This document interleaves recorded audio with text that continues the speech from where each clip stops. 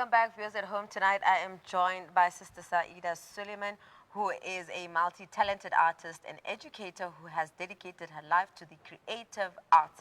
Now, from painting stunning landscapes and portraits to helping others tap into their own artistic potential through her coaching, she's joining us tonight to share more on her journey and how she also allows, something that she has honed. As we can see, it is flooding our beautiful, or rather has really made our studio quite colorful, quite vibrant, quite beautiful. She can share how you can actually achieve this. Assalamu alaikum, Sister. Jazakallah so much for joining us. Walaikum salam. Thank you for inviting me over. Now, before we get to how do I sign up to learn to, bring out my creative side, I want to find out from you what inspired you to start with art. I think it was my surroundings. Grew up in Tanzania. It was very green, lush, and beautiful. And I think that's where I used to take walks. We used to go up the mountains. And I think it was just my surroundings that inspired me. And with that, can you tell us to say what now continues to inspire you to keep on, creating these beautiful pieces outside of, I believe now you're in South Africa. Yes. South Africa is absolutely beautiful. The environment, I'm very attracted to painting flowers, large flowers, it's the architecture, the environment that I am in at the moment that inspires me. And as someone who teaches art, I want to find out from you, what are some of the biggest lessons that you've learned as, being a teacher of art, from being someone who creates art to now, teaching others on how or what shade to start with and how to carve those beautiful, like making something look so real, because I feel like I'm looking at an actual protea right now. Well, it's besides the technique, it's also looking at the actual, like I would actually buy proteas and then, paint from there. But it's actually looking at the depth, the shadow, the values, the tones of the flower itself, and then paint from there. But in the same way, I would also like the child or the adult to express their own feelings about the subject matter, whatever they're painting. And what has been your biggest challenge as someone who is in this art space? Nothing really. I just wow. enjoy it. I'm like passionate about painting. Oh wow, subhanallah. Yeah. That's nice. And for someone who wants to, enter the space of art and also have a way of expressing themselves, or just maybe not through flowers, maybe through buildings, or just through, animals at that, what advice do you have for them? Yeah, just look at, well, you can reference, you can have reference books, you can look at buildings. If it's buildings, and okay, I'll take my example is like I like to travel, and then I take particular interest. Say if it's a building, then I would like to paint that and take more interest in that. Look at the colors and everything around it, the shading, the shadows and light, and then just express. You can express yourself in different ways. It doesn't have to be one strict way. There are techniques to learn, but also I do encourage people to express themselves in the way that they see something. Now, Sister Saeeda, can you talk us through your own personal creative process in terms of, you see something, do you think about something, or are you inspired by something? How do you then get it to now be such a beautiful, piece at the end? As I said, I look at something, I look at the texture, I decide what I want out of it. Well, now at the moment, what's trending is texture, and I love it because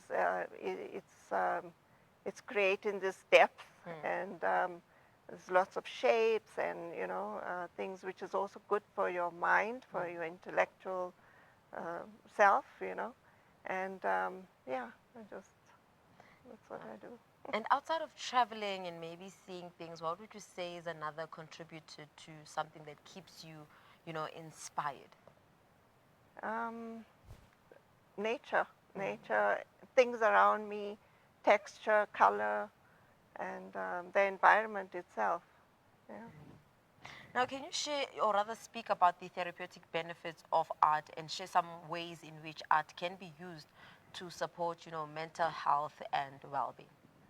I think it's very important because, first of all, a lot of uh, mental, well, challenged, mentally challenged people, maybe they can't express themselves verbally, so they express themselves through their painting, their drawing, or whatever. So I think that's very important. It calms them down, and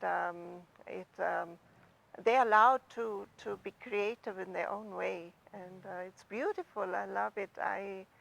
I've seen it with many children that I've taught. I've taught for many, many years, and also have also done pottery. Okay.